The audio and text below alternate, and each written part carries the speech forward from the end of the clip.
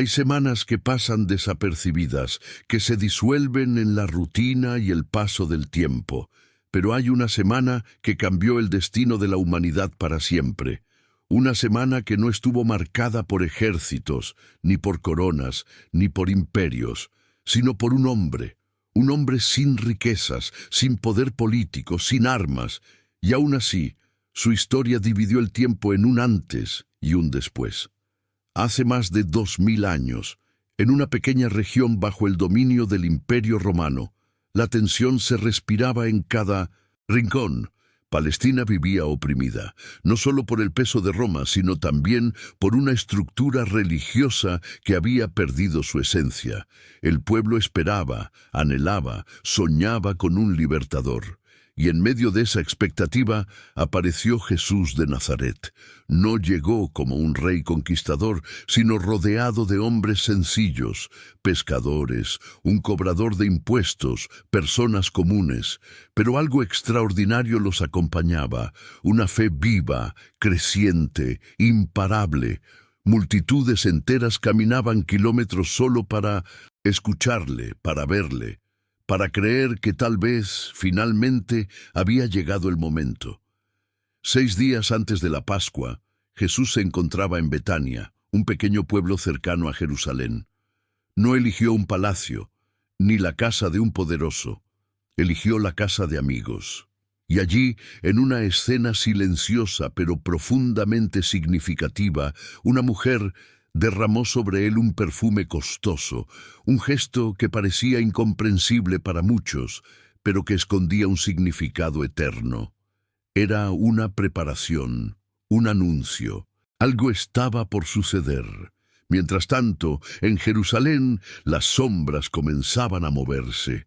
Los líderes religiosos conspiraban en secreto. Buscaban una forma de detenerlo sin provocar un levantamiento del pueblo. Y en medio de esa conspiración apareció un nombre que quedaría marcado para siempre: Judas, uno de los 12, alguien cercano, alguien que eligió traicionar por 30 monedas de plata. Y entonces llegó el día que hoy conocemos como Domingo de Ramos.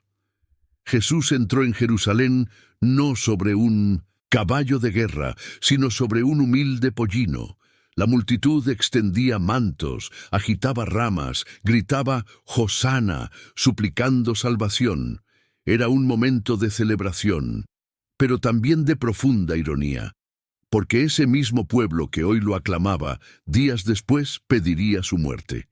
En medio de los gritos y la alegría, Jesús hizo algo inesperado. Lloró. Lloró por la ciudad. Lloró por las personas, porque sabía lo que vendría. Sabía que no habían comprendido. Sabía que el dolor estaba cerca. Al entrar en el templo, su indignación se hizo visible. Volcó mesas, expulsó a los comerciantes, denunció la corrupción que había transformado un lugar sagrado en un negocio. Ese acto no fue solo simbólico. Fue una declaración directa contra el sistema. Y desde ese momento, su destino quedó sellado. Durante los días siguientes enseñó sin descanso.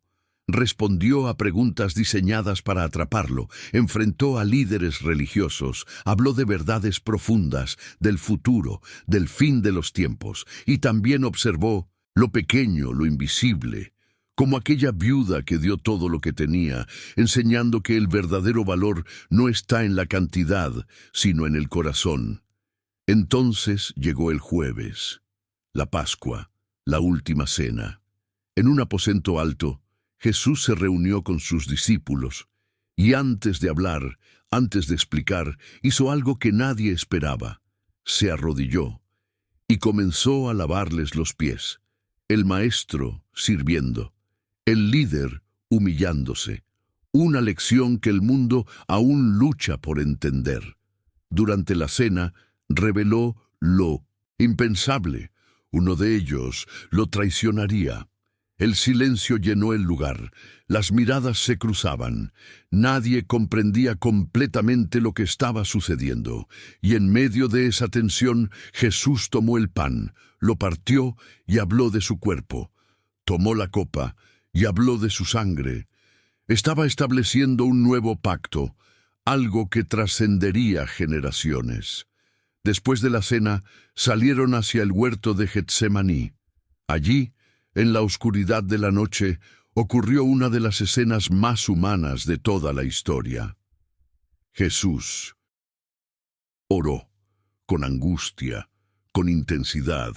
Pidió, si era posible, evitar lo que venía, pero terminó con una entrega total, que se haga la voluntad del Padre. Sus discípulos dormían, él luchaba solo, y entonces llegó la traición, un beso, un gesto de amor convertido en señal de arresto, soldados, armas, caos. Y aún así, Jesús no resistió, no huyó, no luchó, se entregó. Lo que siguió fue una cadena de injusticias, juicios ilegales, testimonios falsos, decisiones políticas. Fue llevado ante autoridades religiosas y romanas. Fue golpeado, humillado, burlado, y aunque muchos reconocieron su inocencia, el miedo y la presión de la multitud pesaron más. Fue azotado brutalmente, su cuerpo destrozado, le colocaron una corona de espinas, se burlaron de él como rey, y luego cargó su cruz. El camino hacia el Gólgota fue lento, doloroso, cada paso era una lucha, hasta que finalmente fue crucificado. Clavos atravesando su cuerpo, dolor físico extremo, pero también algo más profundo, algo invisible.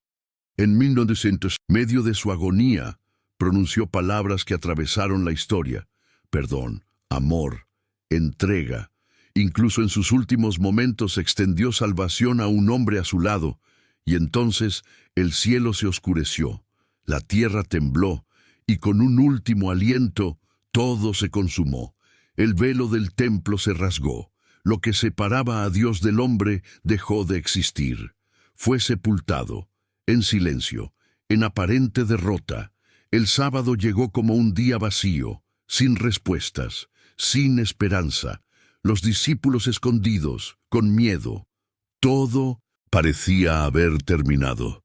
Pero la historia no terminó ahí. Al tercer día, al amanecer, algunas mujeres fueron al sepulcro. Llevaban especias, pensando que encontrarían un cuerpo. Pero encontraron algo imposible: la piedra removida, la tumba vacía, confusión, asombro, miedo, hasta que una voz rompió el silencio, un nombre pronunciado con amor. Y en ese instante, todo cambió. Jesús estaba vivo. La muerte había sido vencida. La Semana Santa no es solo una historia antigua, es el relato del mayor acto de amor jamás realizado. Es la prueba de que incluso en los momentos más oscuros hay esperanza, de que el dolor no tiene la última palabra, de que la vida puede surgir donde todo parecía perdido, porque sin la resurrección todo habría sido solo una tragedia, pero con ella todo cambia. El sepulcro vacío sigue hablando hoy, sigue invitando, sigue transformando, y quien entiende esta historia nunca vuelve a ser el mismo.